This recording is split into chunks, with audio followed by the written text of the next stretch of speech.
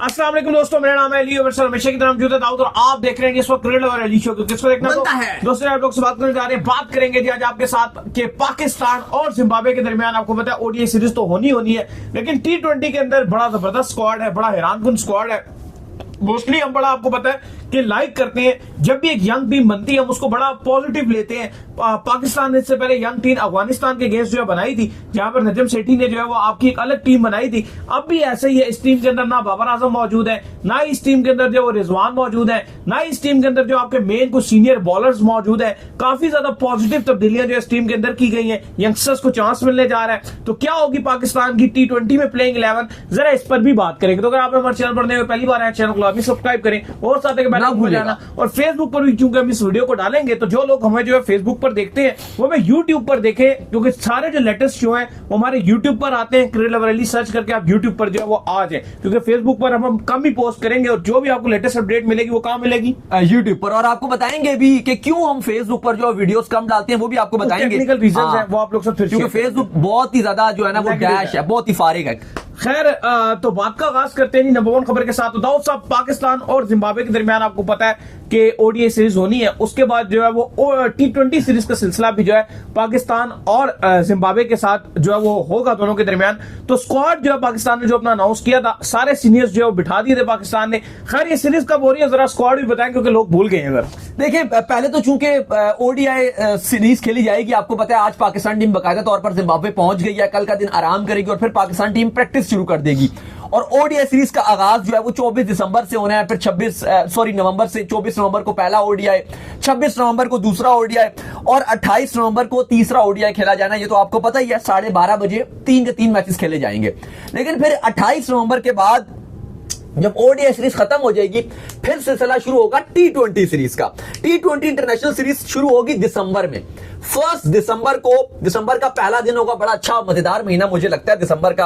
अली को भी बड़ा अच्छा दिसंबर लगता है। सर्द जो है ना वो रातें आ जाती हैं, शामें ढल जाती हैं, ऐसे जो है ना झाड़े पड़ जाते हैं। बड़ी जगहों पे तो वैसे उदासियां छा जाती है, लेकिन ये है कि कुछ जगहों पे मजा भी आता है। फिर 1 दिसंबर से जो है वो पहला T20 का जो है वो आगाज हो जाएगा।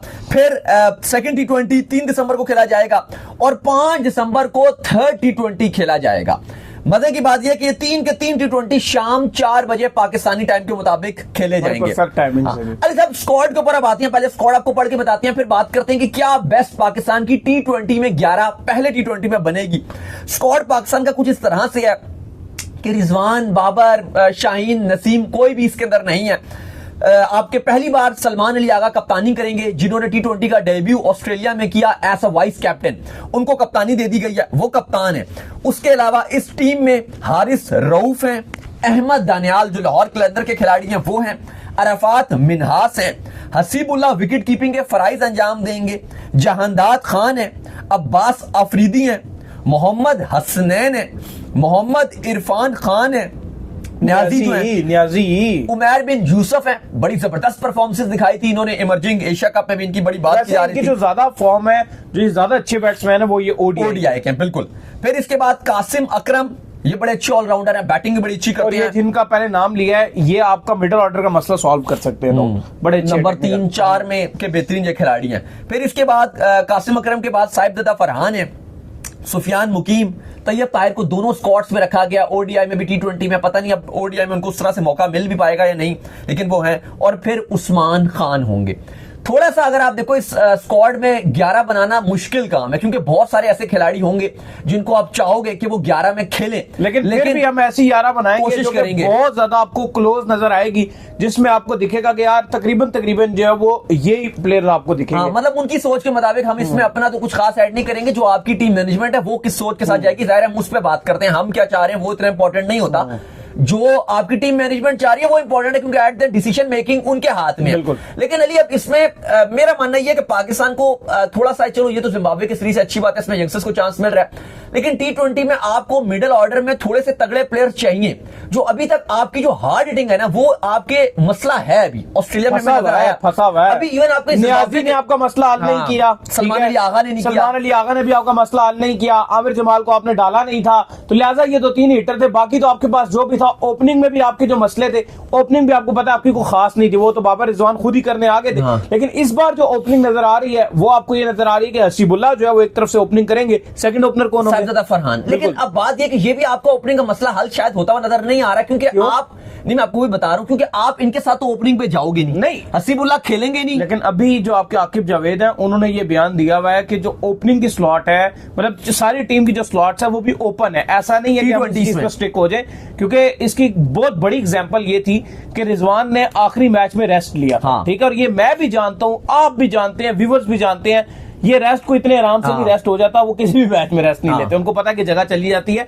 लिहाजा ये रेस्ट हुआ नहीं था, ये करवाया भी गया था। जो स्पेशली आपको पता है जो नई सिलेक्शन कमेटी आई हुई है उसका हमेशा से ये फोकस रहता है, और स्पेशली आकिब जावेद ने ये मेंशन किया प्रेस कॉन्फ्रेंस के अंदर कि आप देखेंगे ऐसे मैचेस जहां पर तीसरा मैच होगा उसमें बहुत ज्यादा अपने प्लेयर नए ट्राई करें। अच्छा, क्योंकि जब साउथ अफ्रीका के अगेंस्ट आप खेलोगे तो खबरें ये हैं, कंफर्म खबरें आ रही है कि फखर जमान को ग्रीन चिट मिल गई है। नहीं, वो तो खत्म हो गया उनका मसला, आज रिजॉल्व हो गया उनका, और स्क्वाड में भी वो आ रहे हैं, बिल्कुल उनका मसला रिजॉल्व भी हो गया और उनकी फिटनेस भी बेहतर हो रही है, तो साउथ अफ्रीका के अगेंस्ट आपके T20 और ओडीआई दोनों स्क्वाड में आ रहे हैं। प्लस ये खबर एक ये भी है कि साइम अयूब भी T20 और ओडीआई स्क्वाड दोनों में आ रहे हैं। तो फिर आप देखते हो तो फिर आपकी सोच डिफरेंट होगी। साइम भी, क्योंकि अभी आपने T20 में उनको आराम करवाया था ऑस्ट्रेलिया में, या आपने नहीं रखा, ओडीआई में उन्होंने अच्छा भी किया था, T20 में उन्होंने परफॉर्मेंस भी नहीं दी, 23-24 मैच गुजर गए, कुछ भी नहीं कर रहे थे वो। लेकिन अब जिस तरह से चांसेस हैं कि उनको चांस मिलेगा, तो वो शायद आप डिफरेंट सिनेरियो में जाओ। लेकिन जिम्बाब्वे के अगेंस्ट अब आपके पास यही ऑप्शन है। उमैर बिन यूसुफ को मैंने इमर्जिंग में इन्होंने चांस दिया, तो ओपनिंग में उसने अच्छा परफॉर्मेंस दिखाई थी, लेकिन ओपनिंग आपके साहिबजादा फरहान और हसीबुल्लाह विकेट कीपर के फराइज अंजाम देंगे। ये दोनों आपके पहले T20 में ओपनर होंगे। अब नंबर 3 पे उमैर बिन यूसुफ भी ऑप्शन है, लेकिन चूंकि बाकी भी काफी सारे मिडिल ऑर्डर में बैट्समैन हैं, लग यही रहा है कि उस्मान खान के साथ जो है ये नंबर 3 पे जाएंगे और उमैर बिन यूसुफ को फिलहाल बैठना पड़ेगा, वेट करना पड़ेगा।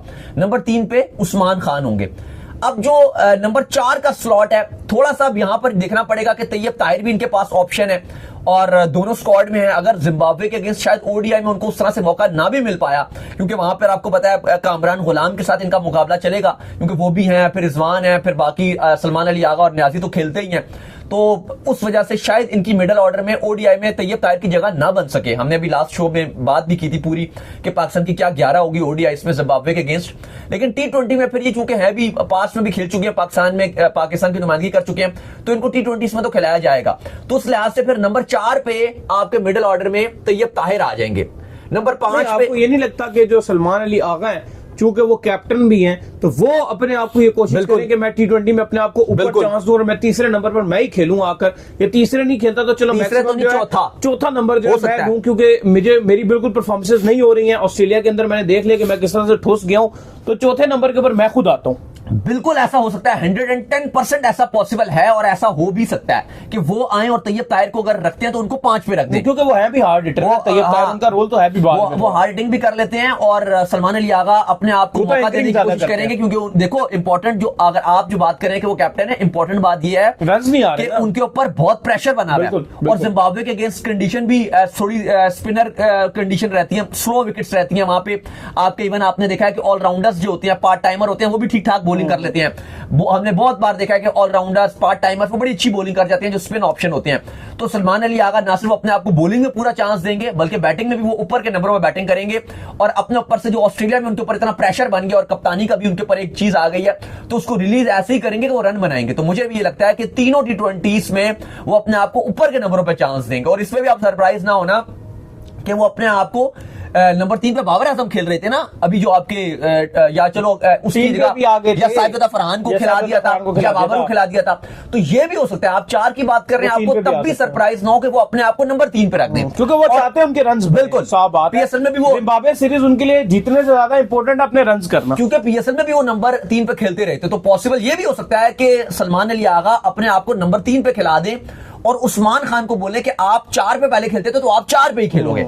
बहुत चांसेस इस बात पॉसिबल है, क्योंकि T20 में देखो जो जितना ज्यादा आप अपने आप को मौका दोगे उतने चांस है, उतना चांस बनता है कि आप रन बनाओगे। तो उस लिहाज से अगर आप देखोगे तो 3 पे आपके, अगर हम मान के चलते हैं कि उस्मान खान आ जाएंगे, तो चलो 4 पे सलमान अली आगा आ जाते हैं, 5 पे आपके तैयब ताहिर आ जाएंगे। अब अली साहब की 6 की स्लॉट है जो 4 डाउन किया। अब उसमें एक ऑप्शन तो यह कि इरफान खान न्याजी आपके पास बैठे हुए हैं और कभी इम्कान नहीं है कि आप ऑस्ट्रेलिया से उनको कैरी कर रहे हो, लगातार खिला रहे हो, 3 ODIs 3 T20s, फिर जिम्बाब्वे के भी 3 ODIs आप उनको खिलाओगे, तो 6 पे आप न्याजी को ही चांस दोगे, इरफान खान न्याजी को। अब 7 की स्लॉट है, इसमें कासिम अकरम भी हैं, जहांदाद खान भी हैं, लेकिन जाहिर नजर आ रहा है कि आप जहांदाद के साथ जाओगे। तो नंबर 7 पे अगर आप जहांदाद के साथ जाते हो, अब 8 9 10 11 अभी 4 स्लॉट्स हैं। अब क्या कासिम अकरम को आप बाहर करोगे? क्योंकि कासिम अकरम जैसा खिलाड़ी है, मैं तो नहीं चाहूंगा कि कासिम अकरम आप उसको बेंच कराओ।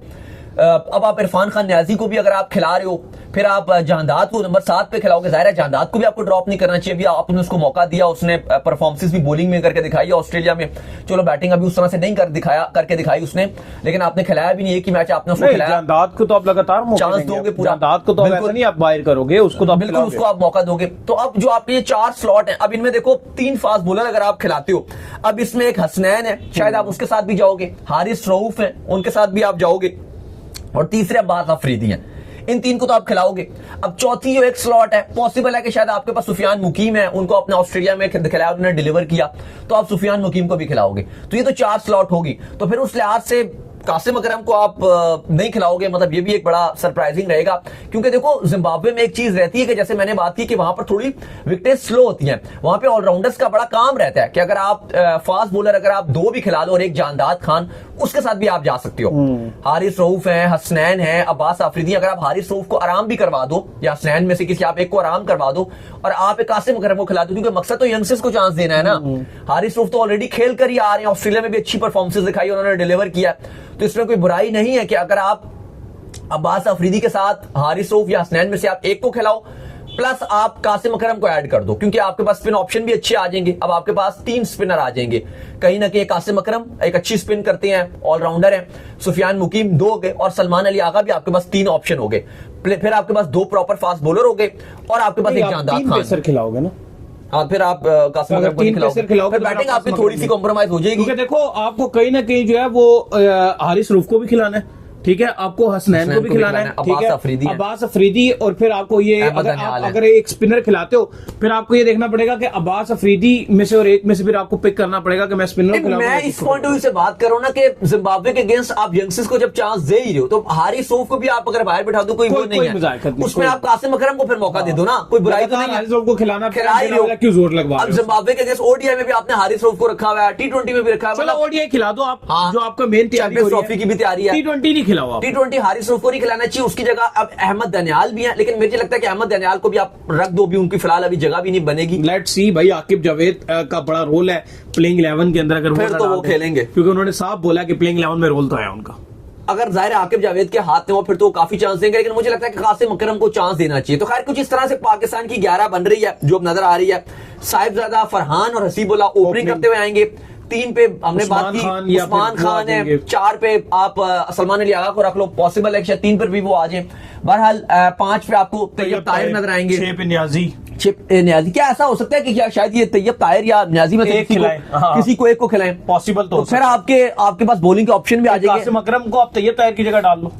हाँ नहीं, थोड़ा सा ये लेट ही खिलाएंगे कासिम अकरम को तो, लेकिन कहीं ना कहीं लेट क्या खिलाएंगे, कासिम अकरम इसी नंबर का बैट्समैन नहीं, कासिम अकरम हर नंबर पर बैटिंग कर लेता है। आप ठीक कह रहे हैं, आप T20 में जितना उसको आगे दोगे अच्छा, लेकिन इनके पास ऑप्शन और भी है ना। जहांदाद जैसे लाहौर कलंदर की तरफ से 5 में बैटिंग करता रहा था, बैटिंग थोड़ी करेगा, उससे मेन रोल उसका बॉलिंग है। नहीं, लाहौर कलंदर ने तो बड़ा अच्छा बैटिंग इस्तेमाल किया था, आप इस्तेमाल करें, बट मेन रोल बैटिंग दोनों। कासिम अकरम और जहांदाद खान एक स्पिन बॉलिंग करता है और एक फास्ट बॉलिंग करता है, और दोनों बैटिंग भी करते हैं, दोनों आपको बॉलिंग भी करते हैं। और देखो आमिर जमाल हो गए, जहांदाद हो गए, कासिम अकरम हो गए, ये आपको अगर आप इनको दोनों तरीके से इस्तेमाल करते हो ना, और T20 फॉर्मेट ही ऑलराउंडर्स का है, T20 फॉर्मेट ही ऑलराउंडर्स का इस टाइम अगर आप देखो तो। लेकिन तैयब ताहिर को भी हम जैसे बात कर रहे थे, चांस ये कि शायद ये तैयब ताहिर के साथ जाएंगे, क्योंकि आपने उनको ओडीआई में भी रखा है, T20 में भी रखा है, मुश्किल है कि आप उनको ड्रॉप करो।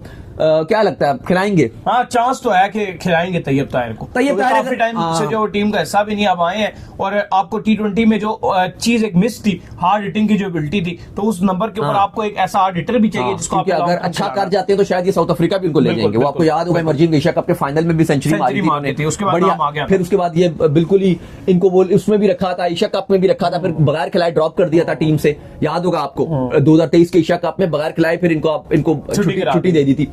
तो खैर 5 पे आपके तैयब ताहिर आ गए, 6 पे आपके इरफान खान न्याजी आ गए, फिर 7 पे जादाद खान आ गए, 8 पे आपके अब्बास आफरीदी आ गए, 9 पे हसनैन, 10 पे आरिफ रऊफ, 11 पे सुफियान मुकीम। यही पाकिस्तान अपनी 11 लग रह के खिलाएगा। चलिए उम्मीद करते हैं आज का हमारा शो आपको आएगा पसंद। आप सब वीडियो को लाइक कीजिए, हमारे चैनल को सब्सक्राइब कीजिए, साथ में बेल आइकन को बजाइए। एक और काम कर लीजिए और वो ये कर लीजिए कि आप इंस्टाग्राम के ऊपर आप जाइए और जाकर इनको फॉलो कीजिए। इंस्टाग्राम पे मुझे फॉलो कर लीजिए, वहां पे मैं मौजूद हूँ दाऊद क्रिकेट के नेम से। अगर आपको कोई सवाल हो तो भेजिएगा और अली को भी फॉलो कीजिए। मैं मौजूद हूं जी क्रिकेट लवर अली ऑफिशियल के नाम से, लिंक डिस्क्रिप्शन में मौजूद है, जाइए फॉलो कीजिए। फिर आपसे मिलते हैं नेक्स्ट वीडियो में। अल्लाह हाफिज़।